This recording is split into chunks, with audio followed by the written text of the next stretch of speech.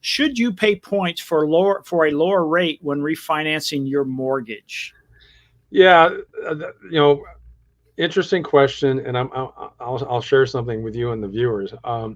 It's been my belief, for most of my career, certainly as we've gotten into the more recent years and decades, where mortgage rates generally were priced out at 0 points. And most of the transactions we do, the borrower doesn't pay any points for the rate that they're getting. And the basic concept involved, paying points when you're the borrower, paying points yourself is a little bit tricky because what's happening is, of course, it's increasing your closing costs.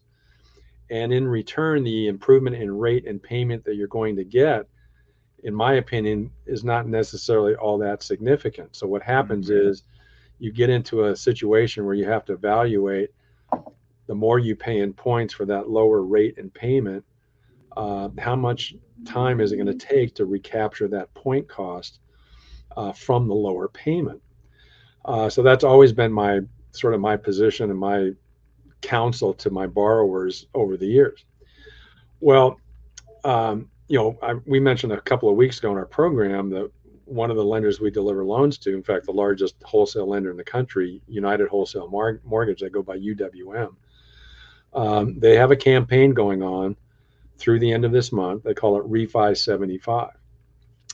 And, that doesn't mean you're going to get 75 or 0.75 off your rate. But what they are offering is 0.75 in points off the price of the mortgage, which helps you get a better rate, typically about an eighth or quarter better rate. Well, since they announced this initiative, the CEO of UWM, a man named Matt Ishbia, he does these podcasts and these videos on their own website, and he is promoting big time the concept of, if you're pursuing this Refi 75, that you should not just look for a 0 point rate, that you should pay points to get your rate as low as possible.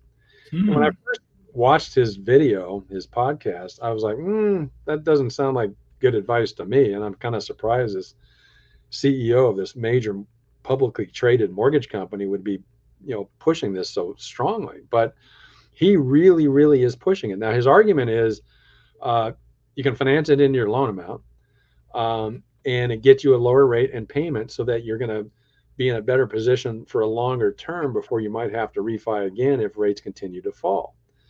And I can kind of agree with that part.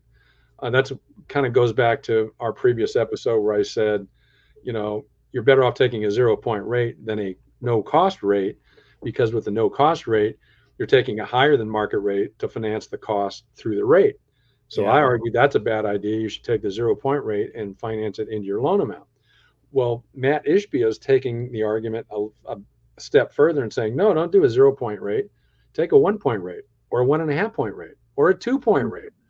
Wow. And finance that cost into your loan amount along with the other costs you're financing into your loan amount.